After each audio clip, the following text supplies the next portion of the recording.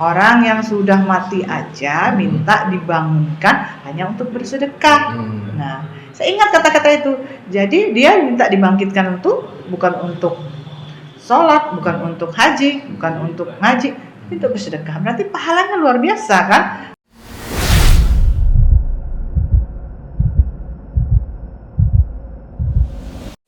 Assalamualaikum warahmatullahi wabarakatuh. Saya Sinta Desa Jawati, Ketua Kamar Dagang dan Industri Kabupaten Bogor, mengucapkan selamat ulang tahun yang ke-1 untuk rumah makan gratis, makin eksis, makin bisa menebar kemanfaatan untuk umat. Sukses selalu. Saya Dr. Rinaldi Ramadan MKes dari BMC Maipada Hospital ingin mengucapkan selamat ulang tahun yang pertama untuk rumah makan gratis Khatulistiwa. Semoga menjadi ladang amal untuk para donatur dan selalu menjadi kebanggaan bagi para pengikutnya. Sukses selalu.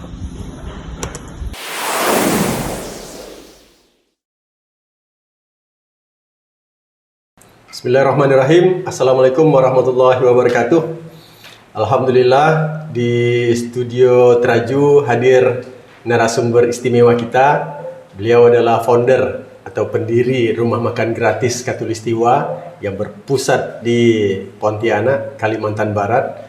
Dan dalam rangka menyambut 1 tahun rumah makan gratis pada bulan Februari 2023, ada Umi, nama lengkap beliau Diah Rospiana, Sarjana Ilmu Pemerintahan, alumni dari Sekolah Dasar Negeri 9 di Kota Pontianak, SMP Negeri 1 Kota Pontianak, Semea Negeri 2 Kota Pontianak, dan beliau menyelesaikan strata 1-nya di Daerah Istimewa Yogyakarta. Apa kabar Umi? Alhamdulillah. Ini udah jadi Umi ya? Udah jadi Omi sekarang. Bisa diceritakan latar belakang Umi? Ya. Assalamualaikum warahmatullahi wabarakatuh. Waalaikumsalam warahmatullahi Ya, wabarakatuh. terima kasih Bang.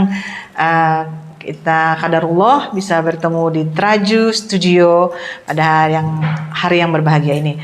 Ya. Sudah pernah tampil sekali. Iya, udah pernah. Sekarang yang Tapi kedua. Pemirsa belum puas. Mau tanya-tanya lagi rumah makan gratis. Iya, baik.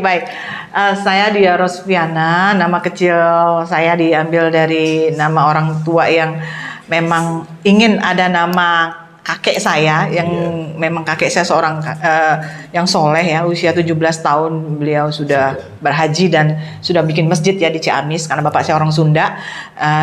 Jadi tinggal di Ciamis kakek saya, bapak saya Sunda, ibu saya orang Pontianak. Nah, ibu saya itu pernah bilang,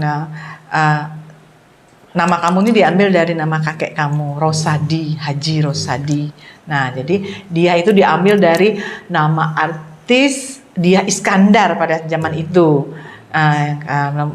Ibu saya memang suka nyanyi kan, jadi mudah-mudahan kamu bisa nyanyi kata gitu. Jadi memang benar omongan doa ya. Jadi memang hobi saya nyanyi, hobi saya nari gitu. Diambillah nama itu jadi Diah Rospiana. Kalau di luar negeri ada Diana Ros, di Pontianak ada Diah Ros. Dan juga punya radio. Diah Rosanti. bukan radio saya itu. Dengan darah seni ini saya dengar juga melanglang buana sampai ke mancanegara ya. Amin. Iya. Saya tuh dari kecil memang kita nih keluarga seni. Ibu saya tuh guru, tapi ibu saya tuh suka mainkan musik angklung pada saat itu kan. Bapak saya seorang polisi. Kami dididik dari kecil itu 3 bersaudara dengan disiplin yang sangat ketat ya. Pulang sekolah, termasuk ibu saya tuh mengajarkan keluar rumah jangan lupa kaki kanan. Bismillah, itu tuh ingat sekali. Pulang rumah, letakkan barang, letakkan perangkat-perangkat sekolah, makan, habis makan, sholat, itu guru ngaji datang, itu memang udah rapi ya. Orang tua saya itu memang disiplin banget gitu. Dan saya menyontoh ibu saya yang memang ibu saya tuh disiplin, tanggung jawab, dan ibu saya tuh gimana ya ngajarin saya tuh penuh kasih sayang. Dan saya memang semenjak ibu saya meninggal tuh memang saya sangat terpukul kehilangan kan. Saya begitu mencintai ibu saya. Di usia berapa ya? Ibu saya meninggal di usia 70-an. Usia 70-an. Pada itu bulan puasa tahun 2017 ibu saya pada itu posisi saya tinggal di Jakarta. Nah, ibu saya meninggal itu bulan puasa pada saat dia sholat tahajud meninggalnya. Jadi bulan puasa di saat bulan suci beliau berpulang ke rahmatullah. Saat itu saya kaget, saya posisi di Jakarta, saya pulang, tahu ibu saya sudah tak bernyawa lagi.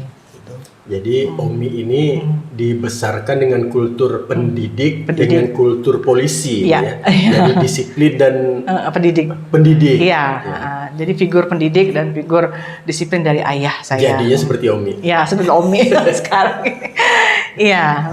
Bisa digambarkan Omi ini punya berapa anak, cucu? Alhamdulillah saya dulu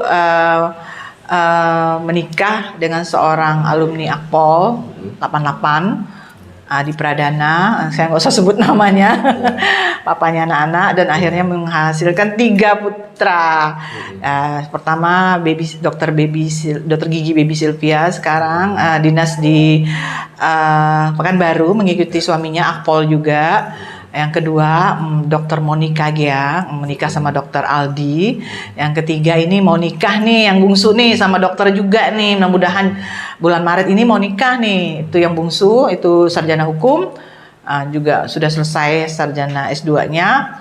Mau nikah di bulan Maret nanti di tahun ini dengan dokter juga. Calon udah dokter sih, tapi belum baru lulus. Dari 3 putra ini, Omi sudah punya cucu. Udah, alhamdulillah dari anak pertama dari baby itu udah 3, dan dari anak nomor 2 1. Yang mengilhami lahirnya rumah makan gratis, apa karena anak-anak sudah pada berdikari, kemudian Omi mencari ladang amal baru, atau bagaimana bisa dipaparkan kepada kami? Nah, ini kalau episode ini nih episode air mata nih.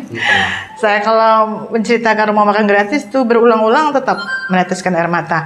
Jadi pada suatu subuh, setelah sholat subuh kan saya suka mendengarkan ceramah-ceramah di YouTube. Nah, pada saat itu kakak saya tuh mengirimkan YouTube tentang kedermawanan Ustadz Aditya. Pada saat itu diceritakan Ustadz itu sakit, nolong orang yang sakit, nolong nenek yang luka borok di kakinya. Dari situ saya terenyuh, ya Allah, orang susah, sakit pula, bisa memberikan makan pada orang lain.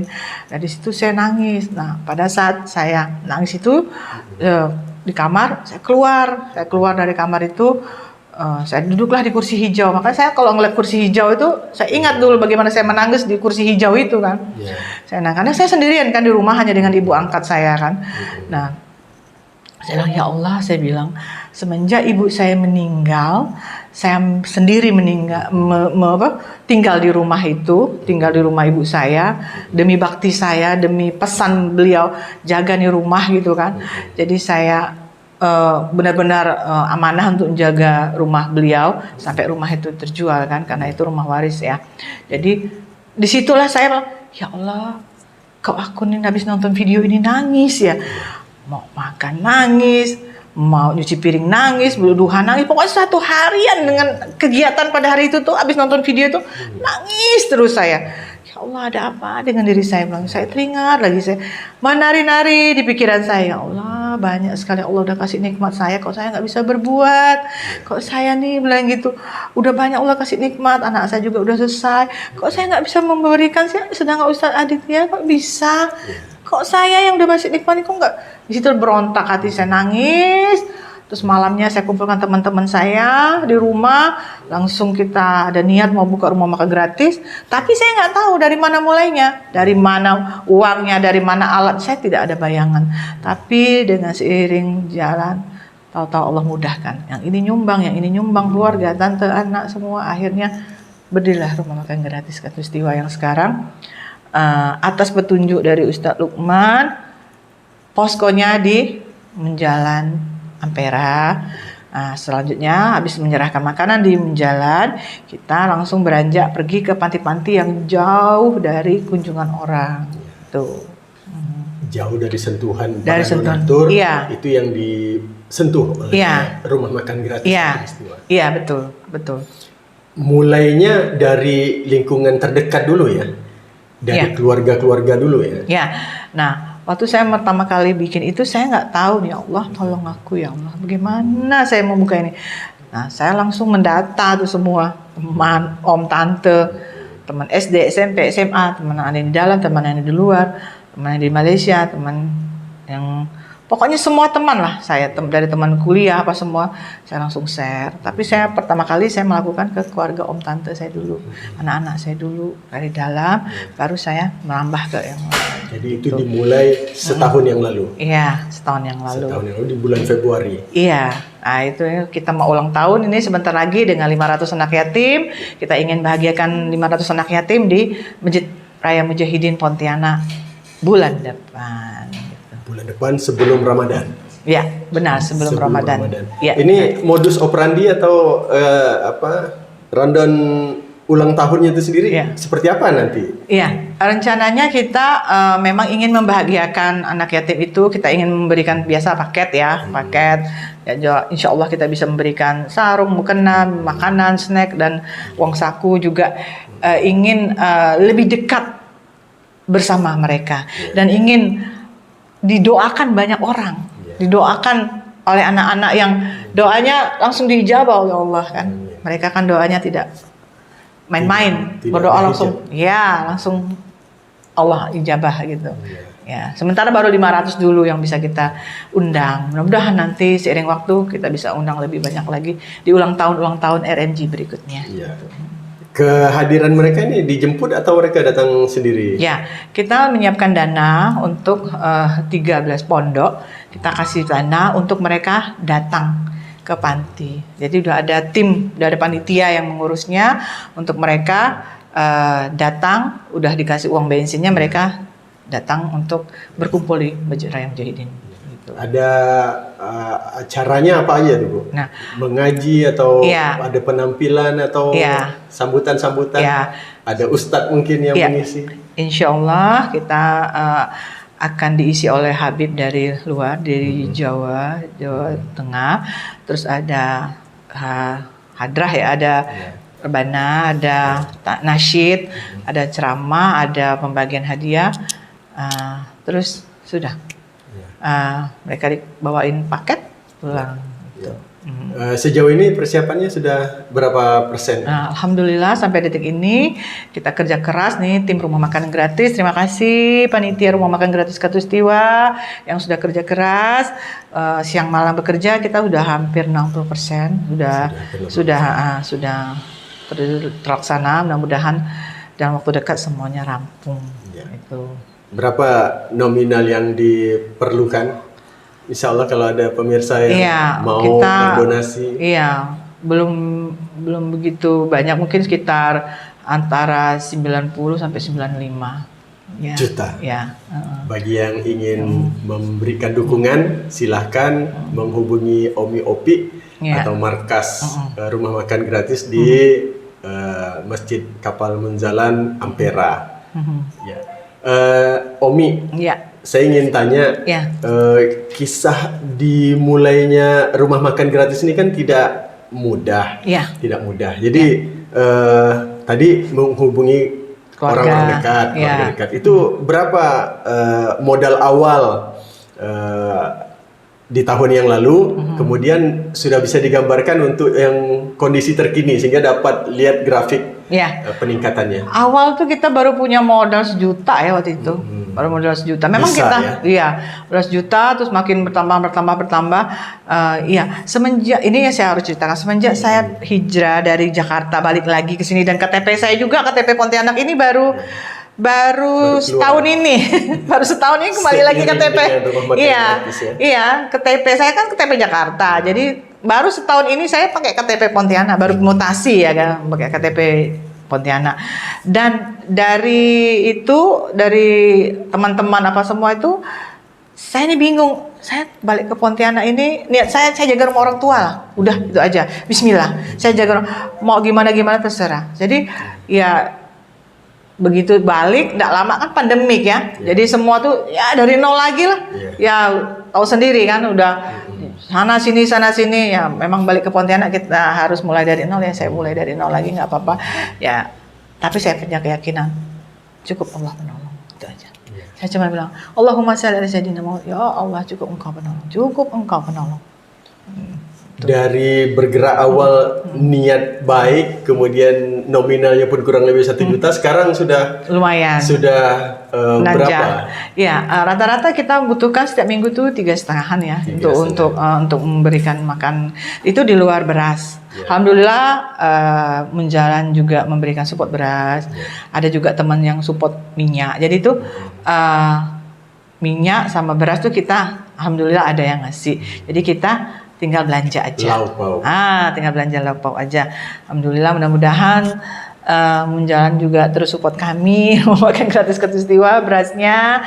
Terima kasih, dan anak-anak mantu, terima kasih Nak Amru, Nak Aldi yang sudah bantu Mama untuk membesarkan rumah makan gratis Katulistiwa, juga pada Mami Bogor, Abang Billy, Kakak Gea, Kakak Baby udah bantu Mama, support Mama untuk membesarkan RMJ Katulistiwa. Ya. Ini mempertahankan charity, kemudian memberikan makan kepada santri, yatim, kemudian para duafa. Selama 1 tahun itu kan bukan hal yang sederhana. Perlu konsistensi. Nah, bagaimana Umi mempertahankan teamwork agar tetap solid? Ya, saya itu semua kembali ke niat kan. Memang kita nih berbuat baik itu cobaannya banyak banget loh kan, banyak. Tapi saya cuma bilang, saya selalu berselawat aja. Apapun yang terjadi, saya selawat aja. Allahumma shalli ala Muhammad. Saya terus lakukan itu. Kadang udah mau belanja nih, uang kurang kan. Saya cuma diam, saya sholat hajat, saya berselawat, ya Allah, tolong aku ya Allah. Besok sudah mau belanja.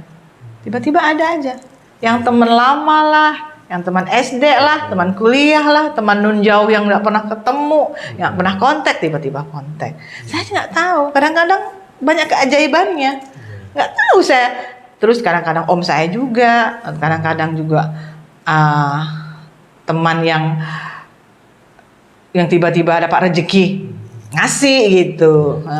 Jadi nggak pernah nyangka gitu dari mananya. Ayat Allah yang menyebutkan Allah berikan rezeki dari arah tak disangka-sangka. Mama ya takilah, ya benar. Allahu makhraja. Iya, itu benar. Iya, itu benar. Dirasakan ya, keindahannya. Ih, luar biasa. Saya juga kadang-kadang tuh saya bilang, ya Allah, bilang itu kemurahan-Mu ya Allah. Saya bilang saya ini orang salah yang ingin soleh, ibaratnya gitu kan. Saya kan dulu kan hidupnya di dunia seni, ya kan. Seni, berangkat jadi seorang kecilnya saya penari Jepongan, terus saya nyanyi. Jadi saya pikir zaman jahiliyah itu udah deh, jangan ini lagi deh, jangan diotak-atik lagi, itu udah masa lalu saya di zaman jahiliyah. Dan saya ingin menjadi orang soleh, mudah-mudahan Allah mudahkan jalannya. Jadi dari salah ke soleh gitu. Tapi kilas balik dalam tanda kutip jalan salah menjadi jalan soleh ini pasti ada critical pointnya nih, ada titik kritisnya. Bisa diceritakan nggak, Om? Iya. Saya itu kan kehilangan ibu saya tuh sangat. Waktu saya tinggal di Jakarta tahun 2017, saya kembali lagi ke Pontianak. Saya sangat terpukul kehilangan ibu saya yang sangat ini. Saya lihat ibu saya terbujur kaku. Saya mikir, ya Allah, Engkau ambil orang yang paling kusayang. Tapi Allah lebih sayang kan? Jadi saya mikir, ya Allah, dunia ini memang sebentar. Dan di situ saya mikir, ibu yang benar-benar dekat di hati saya, sebagai curahan kasih sayang saya, tempat saya curhat, tempat saya bermanja-manja, tempat saya minta doa. Pergi di situ saya mikir 2017 itu bilang, ya Allah, betapa sakitnya kehilangan seorang ibu gitu. Besar saya sangat kehilangan waktu itu, kehilangan ibu saya. Tapi saya harus relakan karena hidup ini harus berjalan dan tidak semuanya orang terus di dunia kan, harus pindah alam kan. Suatu saat siapapun pindah alam, ya kan, siapapun dia, mau besar kecil, tua muda kaya miskin, pasti akan pindah alam gitu. Jadi ya sudah, saya ikhlaskan, pelan-pelan saya jaga rumah orang tua saya. Ya mungkin ini karomah jaga rumah orang tua, ya seolah-olah di rumah itu tuh ada ibu saya gitu. Kadang saya suka ngomong sendiri, Eyang, saya kan manggil ibu saya kan Eyang, pemanggilan kesayangan gitu, Eyang, dia mau gini ya, Eyang, dia, padahal ibu saya nggak ada kan, tapi seolah-olah ada beliau di itu di samping saya gitu. Dan memang ada ayat yang menyebutkan jangan kau kira mereka yang syahid itu mati. Iya, ada kan? Bahwa mereka bisa melihat, iya, bisa mendengar, iya, cuma nggak bisa berkata-kata. Iya, kalau bisa berkata-kata kabur gitu. Iya, benar. Tapi Eyang ini di usia 72 tahun ya, iya. Insya Allah husnul khatimah. Amin. Itu di bulan apa? Ramadan atau? Ramadan. Pada saat itu saya ingat sekali bulan Ramadan itu ibu saya itu siang-siang tuh ngasih tahu bahwa dirinya sakit ya. Saya posisi di Jakarta waktu itu, ibu saya sakit, terus ibu saya nelpon, dia katanya Eyang ini sakit, dia bilang gitu. Ada satu teman saya, saya telepon, tolong lihatkan gitu ibu saya, bilang gitu. Lihat ibu saya sendirian di rumah, kan ibu saya tinggal sendiri, kan bapak saya sudah duluan meninggal. Nah, ya, bapak saya juga sama meninggal di bulan puasa, menyusul ibu saya 2017. Saya suruh teman saya datang ngelihat, maka ibu saya kan diasuh salah ibu angkat saya, ibu umur namanya itu yang sekarang menjaga saya. Terus saya telepon, itu bulan puasa kan, malamnya saya lagi sahur, saya dikagetkan ibu saya sudah nggak ada. Di situ saya benar-benar terpukul, kehilangan ibu saya. Saya bilang, saya tanya sama pengasuh ibu saya, Ibu Mur, ibu meninggal pada saat sedang tahajud. Dia bilang gitu. Ya Allah, di situ saya benar-benar kehilangan ibu saya, benar-benar sosok yang saya kagumi, saya hargai, yang saya cintai. Ibu saya Hajah Yusina, mudah-mudahan ibu saya husnul khotimah, ibu saya ditempatkan di surganya Allah. Jadi kilas balik itu menginspirasi juga lahirnya rumah makan gratis, bagian dari birrul walidain ya, bagian dari amal soleh yang juga mengalir kepada kedua orang tua. Berdirilah rumah makan gratis. Amin, mudah-mudahan rumah makan gratis ini bisa menginspirasi banyak orang, karena saya pikir begini, di usia yang saya nggak muda lagi, bukan usia 25, saya mau ngapain lagi nih gitu kan, anak saya sudah mentas, Allah sudah banyak kasih rezeki, Allah sudah kasih nikmat, kok saya nggak mau berbuat sih gitu. Nah, jadi saya pikir gini, di usia yang gini, ayo dong manfaatin gitu kan, syarat mati itu kan tidak harus tua, ya kan? Jadi saya pikir mumpung ada waktu, mumpung ada kesempatan, kapan lagi? Dan satu lagi, saya ingat kata-kata ibu, berbuat baik janganlah ditunda-tunda. Nah. Akhirnya keluar juga suara emasnya. Ya kan? Jadi saya kata-kata itu saya selalu ingat ya. Jadi janganlah menunda-nunda berbuat baik itu. Berdarah seni tak ada. Iya. Saya juga ingin anak-anak saya tuh menjadikan hidup ini lebih bermakna, bermanfaat untuk kakak Gea, Bang Billy. Mudah-mudahan kalian juga bisa buka nanti di daerah, mungkin itu di Riau, Abang Billy di Bogor, kakak Gea, dan mudah-mudahan ini video menginspirasi mulai dari keluarga saya, nanti dicontoh sama yang lain. Saya memberikan contoh aja saya dulu dong kan, keluarga saya dulu dong, nah gitu. Jadi mudah-mudahan anak-anak juga mau buka cabang nanti.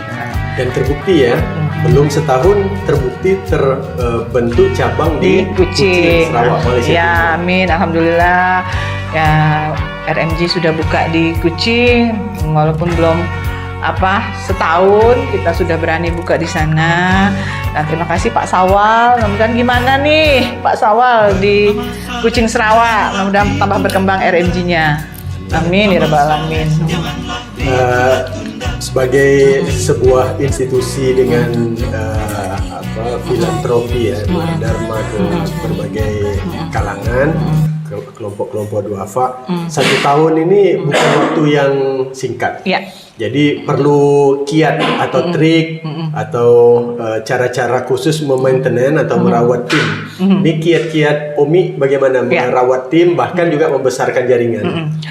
Saya tuh ingin ya tim ini nih datangnya dari hati dulu kan, bukan kita tidak ngaling-ngaling, pengen dipuji, pengen ini enggak. Jadi saya pengen tuh teman-teman itu, ayo tulislah dari hati.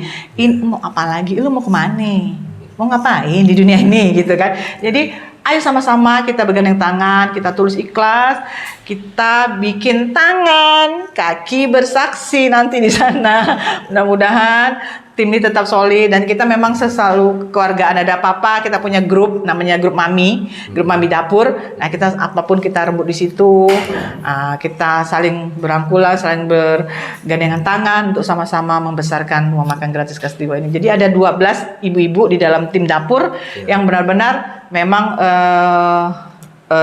selalu setiap Kamis Jumat tuh ready di dapur untuk masak-masak. Jadi memang kita rangkul dengan kasih sayang, itu dengan ketulusan hati lah. Jadi dari niat, ketulusan hati. Jadi ini sama ini harus matching.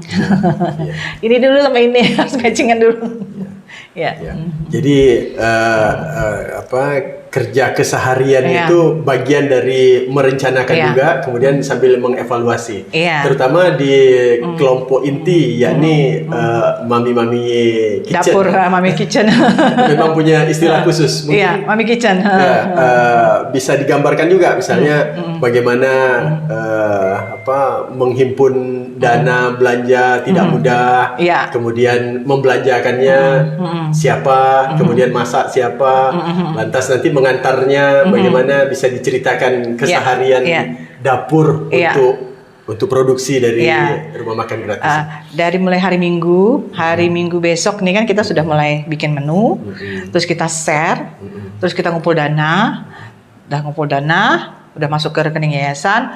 Hari Kamis subuh saya dengan tim udah belanja ke pasar, karena saya pikir kan saya subuh itu kan hari yang baik ya untuk bergerak gitu kan. Jadi saya melakukan kegiatan itu memang harus di subuh hari, sambil berselawat saya ke pasar sama tim, bawa ke posko, tim dapur datang, kita masak bareng-bareng sampailah sore, disambung subuhnya selesai. Kita langsung antarkan makanan ke Menjalan.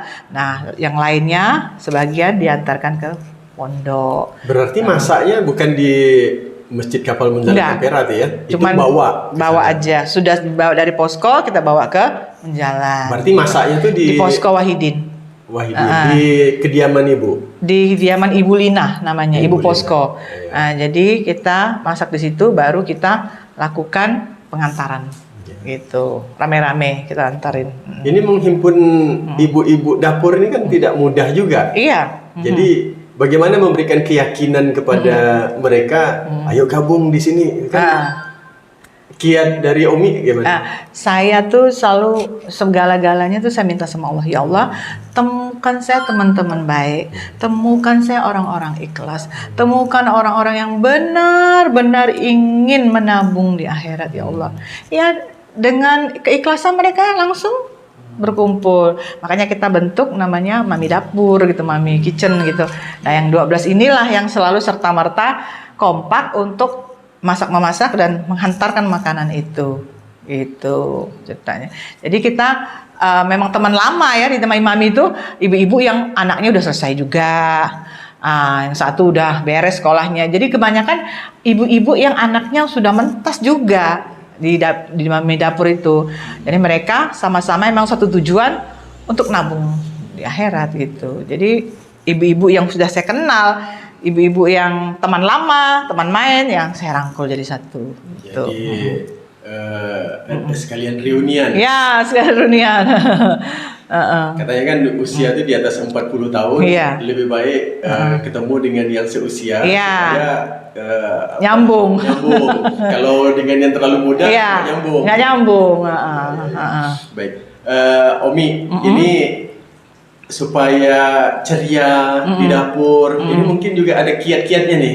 Apakah kostum, apakah ada filosofi-filosofi yang ditanamkan untuk merawat program kebersamaan. ini bisa disampaikan? Iya, Kita itu kalau di dapur tuh kalau ada mau kegiatan apa kita share kan. Misalnya kita minggu ini nih mau baju apa, kita bilang kita nih mau nemuin anak yatim harus rapi. Baju kita nih memang kostumnya hitam karena hitam tuh melambangkan kesederhanaan. Kalau kerudung kita warna-warni setiap Jumat karena kita hidup ini kan penuh dengan warna-warni, ada filosofinya.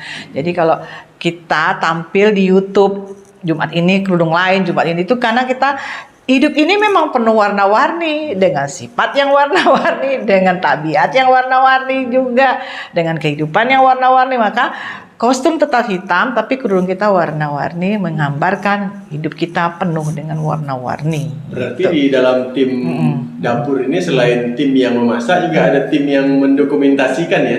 Ada, kita punya tim YouTube yaitu Bang Fredrik. Memang dia selalu mengambil segala momen kegiatan rumah makan gratis. Jadi Bang Fredrik inilah yang mengsyuting kita, memberikan berita kegiatan kita setiap Jumat dan Senin atau Selasa tayang gitu. Jadi dia yang memberitakan, dia yang merangkum jadi satu di YouTube-nya RNG. Dan itu bentuk dari akuntabilitas ya? Iya. Bentuk dari transparansi bahwa benar adanya kegiatannya. Yang dikoleksi, kemudian diolah dan disalurkan. Iya, sebagai bukti nyata bahwa kita nih berbuat gitu. Dan rumah makan gratis ini donaturnya tidak hanya dalam negeri, tapi juga ada dari luar negeri. Ada teman. Tapi yang di luar negeri itu kan sekali-sekali, tapi lumayan ngasih, ada gitu. Jadi yang lebih sering itu memang ke keluarga, ke keluarga, anak, mantu, ke om, tante, dan teman-teman lah. Semua teman-teman yang ada di Mami Dapur itu mereka juga bergerak, keluarga-keluarganya juga. Jadi saya ke keluarga saya, nanti ibu sekretaris ke keluarganya, ibu bendahara ke keluarganya, ibu anggota ke keluarga. Jadi mereka semua kasih tahu keluarganya satu gitu. Untuk pendirian rumah makan gratis tadi kan diceritakan terinspirasi dari kiriman video, kemudian dari Ustadz yang mencontohkan di Jakarta bisa dengan tidak memiliki apa-apa bisa berbuat sesuatu bagi masyarakat luas. Dan kemudian Omi bisa wujudkan di Pontianak. Ini secara legalitas sudah aman ya? Omi? Aman. Alhamdulillah wa syukurillah. Saya juga mengucapkan terima kasih di kesempatan ini kepada Ustadz yang luar biasa, Bang Ustadz Lukman, gurunda saya yang sudah mensupport rumah makan gratis Katulistiwa. Masya Allah, semoga Allah menyangkan umur Bang Ustadz, rezekinya berlimpah, meruah, banyak dan mengalir tak putus-putus. Karena beliau juga yang memberikan petunjuk untuk menempatkan rumah makan gratis di Ampera. Dan dalam waktu seminggu kita sudah berdirilah yayasan. Disupport oleh alhamdulillah. Jadi alhamdulillah wa syukurillah. Terima kasih Bang Ustadz sekali lagi. Mudah-mudahan support berasnya juga terus untuk RNG Katulistiwa. Dan kita makasih banyak. Makin hari donatur makin berkembang, makin tahu dengan melihat YouTube kita setiap Senin atau Selasa YouTube-nya muncul bahwa kita sudah melakukan kegiatan Jumat berbagi setiap Jumatnya. Itulah YouTube kami, bisa di like and share, gitu. Secara legalitas sudah aman. Aman. Kemudian secara operasional timnya solid. Amin. Ini sekaligus menunjukkan bahwa langkah demi langkah itu tertata rapi dan sistematis. Amin. Mudah-mudahan selanjutnya istiqomah. Ini juga mungkin turunan dari anak militer. Iya. Anak militer, anak guru. Anak guru. Didikan seorang guru, didikan seorang polisi. Kan bapak saya seorang polisi, bapak saya orang Sunda, Ciamis. Bapak ibu saya orang Pontianak, ibu saya orang guru ya, ibu saya. Yang memang dari kecil kita itu sudah dididik disiplin ya. Ibu saya seorang pendidik yang benar-benar memperhatikan budaya juga. Ibu saya memperhatikan pendidikan anak, dan ayah saya seorang polisi yang cukup keras, yang memang disiplinnya tinggi gitu. Ya. Saya ingin mengcompare nih Omi. Tidak semua keluarga yang anak-anaknya sudah mandiri, sudah mentas, kemudian sudah punya cucu, keluarga mapan, kemudian mau berhijrah all out ke jalan kedermawanan seperti yang Umi tempuh. Ini mungkin bisa digambarkan pengalaman spiritual dari Umi, katanya dalam tanda kutip berhijrah dari jalan salah ke jalan yang soleh. Iya. Ini nikmat-nikmat apa yang mau di-compare dari dulu katanya nikmat Allah itu udah banyak benar, tidak bisa berbuat sesuatu, sehingga bisa dijelaskan. Saya ini kan terlahir dari ibu orang Melayu, bapak saya Sunda, combine nih kan. Antara Kalimantan Barat dengan Jawa Barat. Barat semua nih, bukan orang Barat, Kalimantan Barat. Nah, saya lahir, terus saya sekolah, bisa SD, SMP dan kuliah di Jogja, terus selesai sarjananya saya langsung menikah, dan menikah itu dengan salah satu alumni Akpol 88, tapi break, tapi kita punya anak 3 dan alhamdulillah beliau juga bertanggung jawab untuk menyekolahkan anak sampai selesai. Nah, terus akhirnya saya pernah berbisnis nih dari satu jaringan, dan Allah pernah kasih saya kesempatan keliling dunia, ya kurang lebih beberapa negara saya sudah datang, dan alhamdulillah sudah 8 kali umroh juga dari jaringan, dan saya merasa banyak sekali Allah kasih nikmat. Dari kecil saya ini udah nari dulu kan. Saya kan dulu kan basicnya penari jaipongan. Saya sudah nari di luar, udah SD SMP itu dan nari di luar gitu, keliling.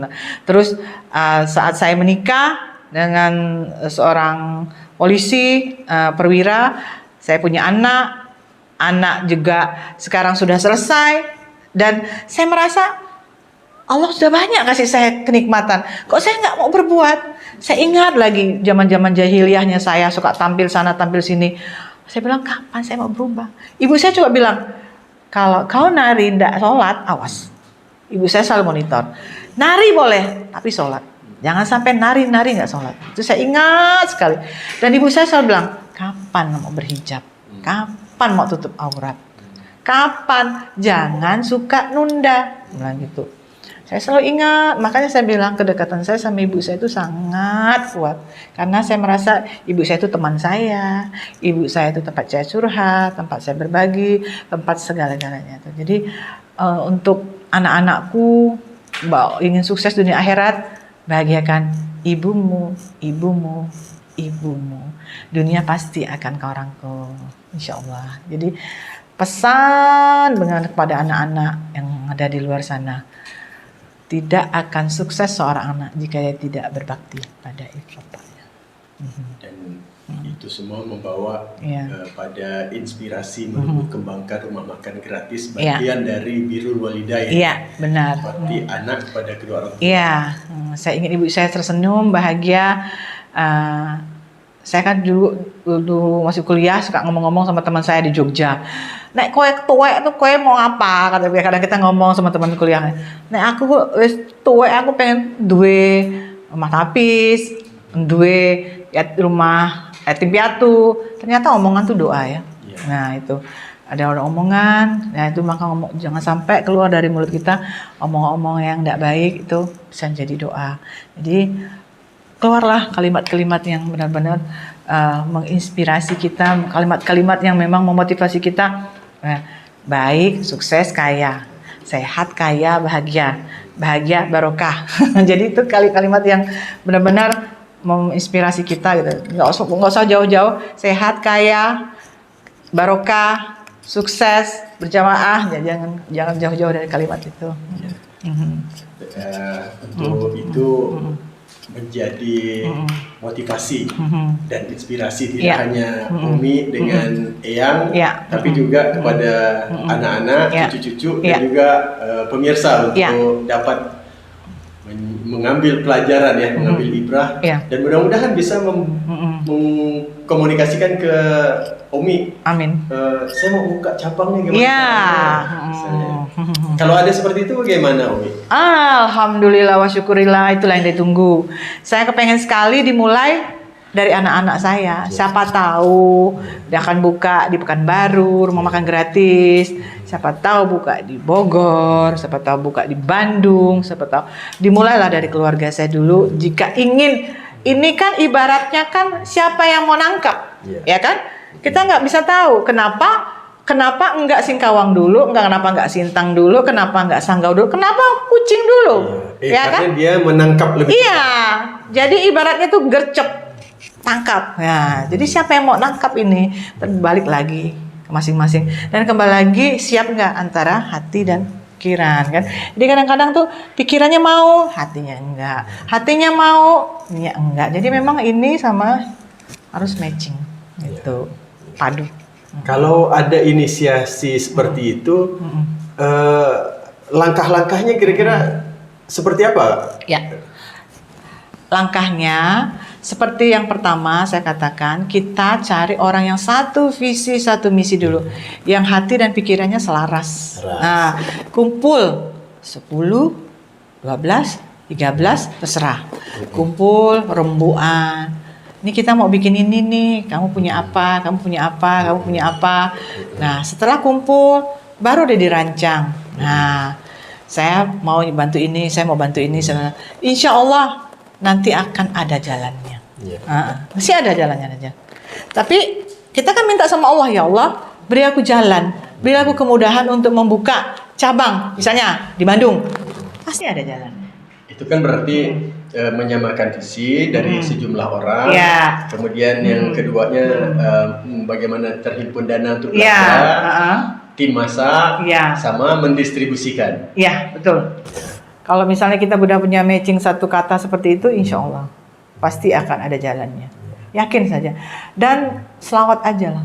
Saya apapun, kendala apapun, saya dengan selawat aja.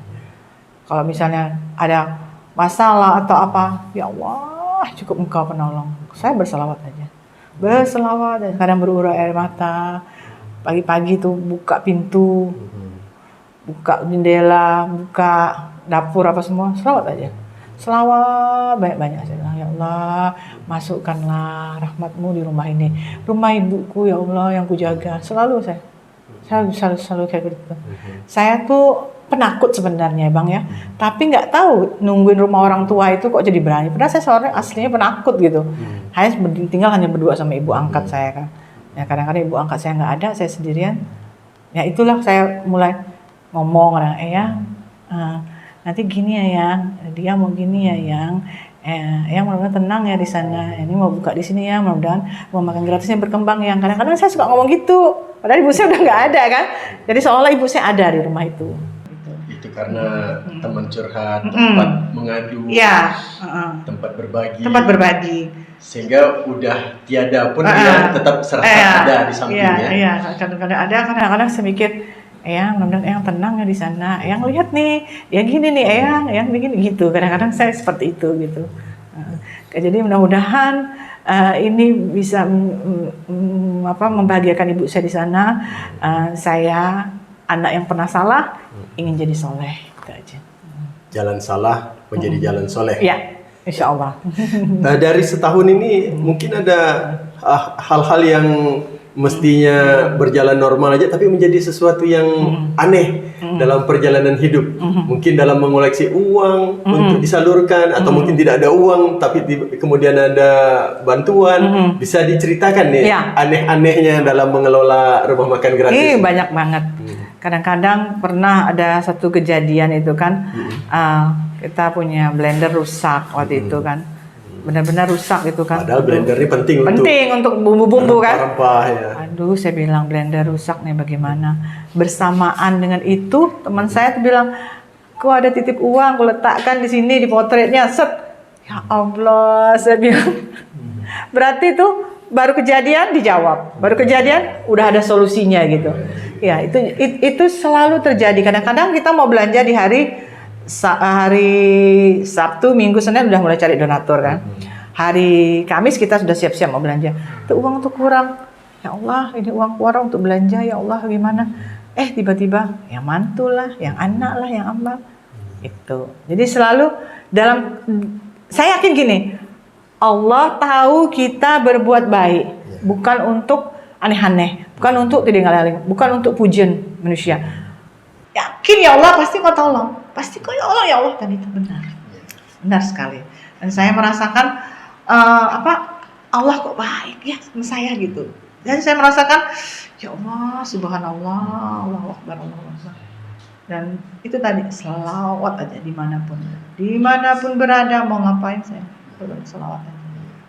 Jadi ada yang mengatur, ada yang membukakan pintu hati yang lain, dan itu bersandar kepada yang Maha Kuasa. Itu dirasakan ya. Dia rasakan. Dan itu kebahagiaannya tidak terperi. Saya aja kadang-kadang ya Bang, kok bisa ya, saya bilang gitu. Ya Allah, kadang-kadang kalau di tikar sholat tuh, Eyang, gitu. Ini mau ini nih ya, mau masak ini. Terus saya sujud, saya selawat. Tiba-tiba tuh adalah yang coba telepon si ini, coba telepon si Anu, coba telepon kayak gitu Bang. Seperti digerakkan. Iya. Seperti dinamika. Iya, gitu. Jadi keajaiban itu selalu ada semenjak buka nih. Keajaiban itu selalu gimana ya? Saya tuh takjub lah ya, luar biasa. Takjub banget. Kan saya ingat kata Uwas, orang yang sudah mati aja minta dibangunkan hanya untuk bersedekah. Nah, saya ingat kata-kata itu. Jadi dia minta dibangkitkan itu bukan untuk sholat, bukan untuk haji, bukan untuk ngaji, tapi untuk bersedekah. Berarti pahalanya luar biasa kan? Oh, berarti saya yakin tuh dengan kata-kata Uwas. Jadi saya, kenapa saya nggak lakukan? Dan saya tidak mau menunda-nunda gitu. Di tim itu sudah tahu gerak saya cukup cepat gitu loh. Gerak saya mereka sudah kadang-kadang nih gitu, saya tuh geraknya tuh memang cepat saya. Mungkin karena saya sudah terbiasa ya dididik disiplin tadi kan dari kecil. Saya memang ya, kita kan di dalam satu grup itu kan latar belakang berbeda, pendidikan yang berbeda, pola asuh yang berbeda, ya kan, jalan pikiran, terus jalan hidup yang berbeda, disatukan dalam satu wadah mami dapur kan. Ya, tapi kita anggap keluarga kita anggap teman kita, apapun kita bersama-sama lah kita menyelesaikan masalah-masalah yang ada di dapur gitu. Jadi apapun kita dinikmati aja, diselesaikan kekeluargaan aja. Saya membayangkan tim dapur ini juga punya pengalaman spiritual yang sama. Ketika susah-susah ada aja jalan keluarnya. Dan ini kalau semakin banyak yang merasakan seperti itu, makin banyak yang mau gabung ke rumah makan gratis. Amin. Insya Allah. Ya, manusia itu kan tak luput dari kesalahan kan. Tak ada manusia yang luput dari cobaan, tak ada manusia yang luput dari kesalahan. Dan ya biasalah, namanya kita kan hidupnya semua dicoba kan. Sama kita juga dalam melakukan rumah makan gratis nih, kadang yang begini, kadang begini. Tapi ya sudah, saya serahkan semua. Kalau memang apa-apa terjadi itu qadarullah. Kalau memang tidak bisa, qadarullah. Saya bilang, oh berarti memang tidak bisa, atas izin Allah tak terjadi. Oh, atas izin Allah ini terjadi. Jadi saya tuh udah, sekarang saya lempeng aja gitu. Saya cuma yakin itulah yang terbaik menurut Allah gitu. Jadi enjoy aja sih saya. Dan saya cukup menggantungkan semuanya kepada Allah gitu. Apapun yang terjadi, bilang, ya Allah bantu aku, tolong aku ya Allah. Cukup Engkau penolong. Itu aja kalimat yang saya keluarkan. Cukup Engkau penolong ya Allah, selawat. Cukup Engkau penolong ya Allah, saya berselawat. Itu aja. Baik Omi. Kembali lagi kita lihat, ini kan Omi tiga bersaudara. Kemudian dibentuk dengan disiplin semi militer karena ayah polisi, di kepolisian, kemudian ibunda guru. Nah, kemudian ada darah seni yang mengalir di dalam tubuh Omi, sehingga mentas juga ya. Tari jaipong sampai ke mancanegara, kemudian juga olah suaranya bagus. Bagaimana nih hijrah? Itu kan dunia entertain tuh selalu menarik tuh untuk menghimpun uangnya, kemudian tampil depan publik, kemudian kalau sekarang kan pakai cadar, itu gimana gitu ya kok bisa? Tahu, jadi kita kepo. Iya, sungguh ya luar biasa, Allah itu merancang saya. Yang dulu saya ini memang terjunnya di dunia nari, nyanyi, dan teman-teman, ada satu teman tuh kepo banget. Mbak, kok Mbak bercadar sih? Mbak kan dulu gini. Saya bilang, ya itu semua karena Allah yang gerakkan hati saya kan ya. Saya dulu punya grup tari namanya Linggar Kumbara. Itu kami bertiga, Yayu, Ida, saya, dan dua-duanya sudah ada di Jawa ya, udah di Jakarta semua, sehingga saya di Pontianak. Kemarin kita kumpul di Jakarta, tapi ya seiring dengan waktu ya saya balik lagi ke Pontianak, mereka masih tinggal di Jakarta. Dan gitu kita sampai bisa nari sampai ke Sibu, Miri gitu kan. Nah waktu kuliah juga kalau nggak ada uang saya nari dapat duit gitu, nggak ada duit nyanyi dapat duit gitu kan, orang kawinan nyanyi dapat duit. Nah ya kadang-kadang saya mikir, ya Allah dulu dunia saya nih kan jahiliyah gitu kan, ibaratnya kan pakai bajunya seksi, nari juga kan dengan penampilan. Nah Pastilah lenggak-lenggok. Lenggak-lenggok lagi kan, jaipongan. Aduh saya bilang ya sudahlah, saya bilang gitu, saya sudah tidak lagi ingat kayak gitu masa-masa. Tapi itulah perjalanan hidup saya kan. Nah pada suatu hari ada teman saya, sekarang itu sudah almarhumah, baru 40 hari, dia yang mengingatkan itu, teman baik saya, Sarifah Afsah. Dia duduk di rumah saya, datang, Mbak, kalau Aca lihat nih Mbak, dia bilang, Mbak nih udah banyak dah nikmat dunia nih Mbak dapat, dia bilang, tutup dah Mbak, dia bilang, tutup dah, Mbak kan dulu udah sering dah tampil sana, tampil sini, kapan lagi, gitu, jangan ditunda Mbak, dia bilang gitu. Nih ya, Aca nih ada bajunya, Mbak pakai ya katanya. Dari situ lah. Jadi saya terima kasih dengan almarhumah Aca yang selalu mengingatkan saya, udah tutup. Dia yang mengingatkan saya untuk bercadar. Nah Mbak, usah lagi dah Mbak, dia bilang gitu. Kan kita udah ngurus rumah makan gratis, udahlah selesai lah. Zaman jahiliyah udah. Kita kembali yang lebih baik aja. Dan dari situ pelan-pelan saya ini merubah penampilan. Saya ingin lebih baik. Tadi saya bilang kan, saya ini orang salah yang pengen soleh gitu. Saya sudah banyak dikasih nikmat, udah banyak dikasih kesempatan sama Allah. Anak-anak saya juga sudah selesai dan dunia pendidikan. Dan saya ingin menjadi Omi yang disayangi sama cucu-cucu saya. Saya pengen salah satu cucu saya jadi hafiz Quran, dan mudah-mudahan anak cucu saya mencontoh. Kita menabung untuk akhirat, bahwa kita akan kembali ke kampung akhirat, ya kan? Tidak selamanya di dunia, dan kita persiapkan hidup kita untuk kembali ke kampung akhirat. Dan hijrah untuk menggunakan hijab misalnya, itu berapa tahun terakhir ini, Om? Iya, saya mulai menggunakan hijab ini 2 tahun belakangan ini. 2 tahun ya. 2 tahun belakangan. Kurang lebih tahun 2021 gitu ya. Akhir. Itu saya mulai mencoba. Memang pertama kok berat banget, tapi karena niat kan, ya udah saya Bismillah lah, saya bilang gitu. Saya Bismillah. Jadi memang teman-teman nari semua tuh pada kaget. Ya dia kok bisa ya gitu.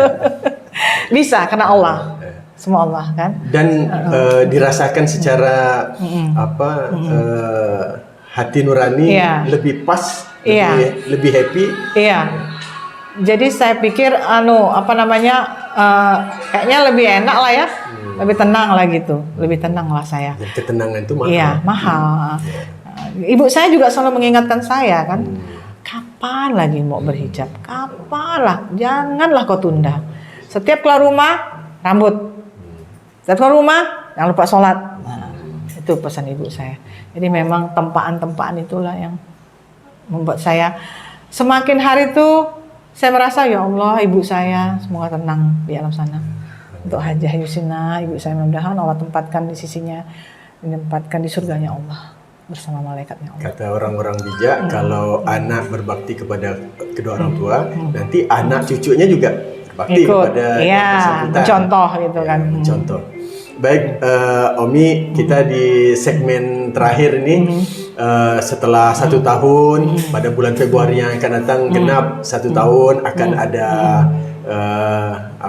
apresiasi bersama 500 santri di Masjid Raya Mujahidin.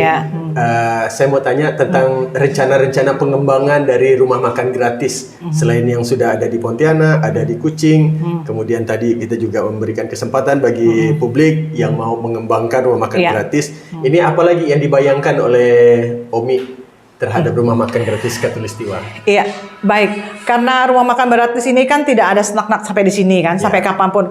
Mudah-mudahan rumah makan gratis Katulistiwa tetap ada hari ini nanti dan selamanya. Selama kita masih di dunia, masih dikasih kesempatan. Baiklah bagi teman-teman, saudara, terutama anak-anak mama, siapa tahu ingin menyambut, ingin membuka cabang, saya utamakan untuk anak ya, keluarga.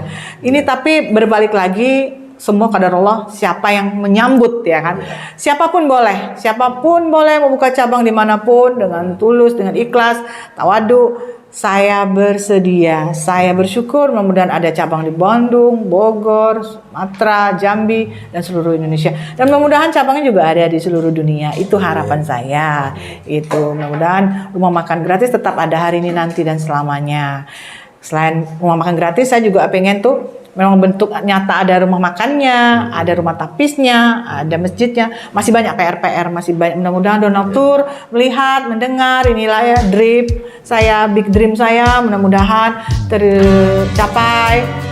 Rumah makan gratis tetap ada hari ini nanti dan selamanya, tetap istiqomah, tetap selalu di jalan Allah dan jalan lurus, jalan terus. Jalan lurus, jalan terus. Dari jalan yang salah, Jadi menjadi jalan yang soleh. Amin. Baik, kita bersama doakan agar rumah makan gratis dalam 1 tahun ini semakin tumbuh besar, Amin. bahagia, dan bertumbuh cabang-cabangnya di mana-mana, tidak hanya di Nusantara, tapi juga sampai ke mancanegara. Amin. Ya Rabbal Alamin. Untuk Umi, terima kasih telah hadir, telah menyampaikan motivasi dan juga menginspirasi bagi publik. Amin. Mudah-mudahan saya manusia yang salah, yang pengen soleh, bantu saya, sama-sama kita bergandeng tangan untuk berbuat dan bermanfaat bagi umat. Jangan bosan, jadi orang baik.